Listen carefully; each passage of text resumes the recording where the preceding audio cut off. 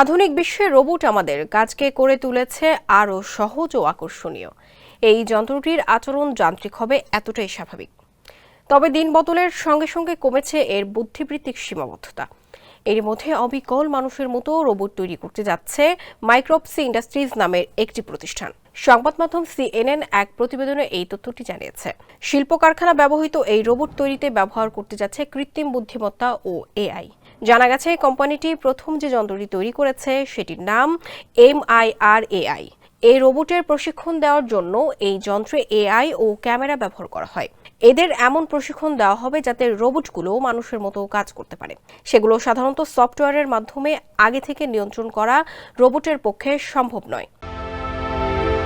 Introducing High Class by Akijport.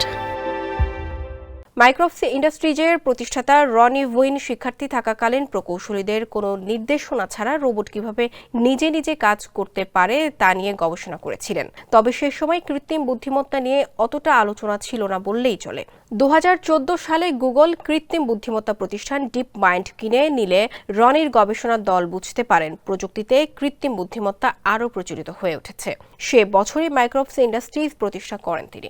মাইক্রোপসি ইন্ডাস্ট্রিজের প্রধান কার্যালয়ের কোনো রোবটকে 1 ঘন্টার মধ্যে কাজ শেখাতে পারবে MIRAI।